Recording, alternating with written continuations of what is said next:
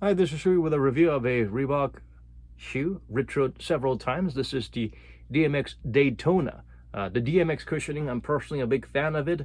Instead of Nike, they've managed to have the air chamber that circulates the air and relieves the pressure while exerting some extra cushioning on one corner or another. It's worked wonderfully. Sometimes it did not serve any purpose. Sometimes it just got busted quickly sometimes.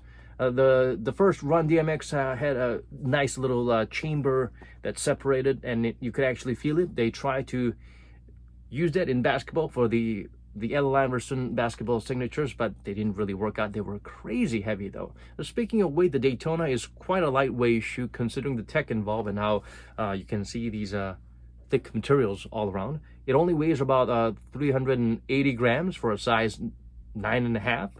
In terms of fit, there's quite a lot of room here and a bit of length here, so you could go true to size. Or if you want a tight fit or you have a very narrow feet, then you might want to go down half a size.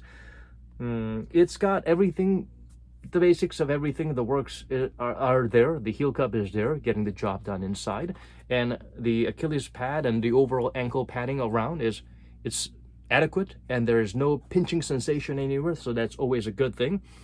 The upper material for this particular version, it's got this fabric, not exactly knit, but some kind of clothing material with some padding inside, so it's nice and soft. The midsole, it's pretty decent. It feels like the attempt they had in the late 90s called the 3D Ultralight, where they tried to have a firmer midsole that actually serves as an outsole as well, kind of like what the Curry 8 Flow tried to do. Reebok tried that even with the Allen Iverson signature shoes, and then they stopped it altogether. I'm sure there's a good reason why. Compromise will have to be made if you try to have the two-in-one compound there. It's got a nice little midfoot plate that comes all the way up like a little wing, like the Jumpman Diamond support or the Nike Jordan's Eclipse plate or whatnot. It's got a nice little decoupled midfoot divider. The outsole pattern is amazingly good. It's got very nice little protruding spikes all over, so it's very durable. As you can tell, the depth of the groove or the length of the blades, it's really substantial. Unfortunately, the main part, the DMX, you can even see what kind of DMX is being used inside. Yeah, it extends all the way up.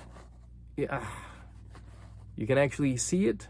This little chamber that extends all the way, but unfortunately you can see it, and it's like Reebok was ahead of its time. It had a DMX Strubble, if you might call, kind of like what Zoom Strubble is these days in the 21st century, in the year 2020 and 2021. Reebok already had that concept going on in the 90s with the DMX right underneath your foot above the midsole, which you can actually see it protruding without having a substantial strobel board. The cushioning itself was the strobel board.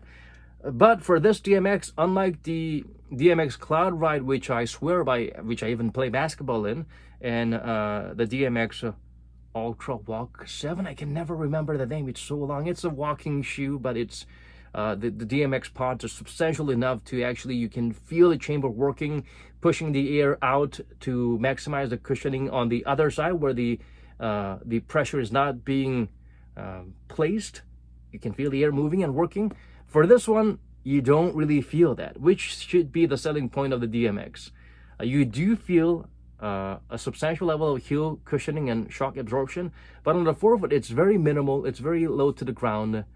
You don't feel the air moving. You don't feel it being inflated or deflated. Nothing much on the forefoot. So in terms of all the DMX lineup we've had so far, this is definitely a dud, especially when you consider the DMX concept. It's not actually living and breathing here. But if you just want a nice look, you like the design and you like the heel compression or substantial amount of heel shock absorption and cushioning that you can feel right off the box, this is certainly a shoe you could go with. The heel compresses nicely to provide a smooth ride. It's a nice walking shoe, light jogging shoe maybe if you're a heel striker. Not really a lot of cushioning on the forefoot. Again, I need to mention that. The insole is blend, just a very minimal EVA insole that doesn't really have a substantial presence inside. Yeah, heel cushioning minimal, forefoot non-existent. DMX, is it? You can see it, but it doesn't work. It's not working. Go for the DMX. Walk 7. Well, one of my review covers some of the better DMX, so check them out.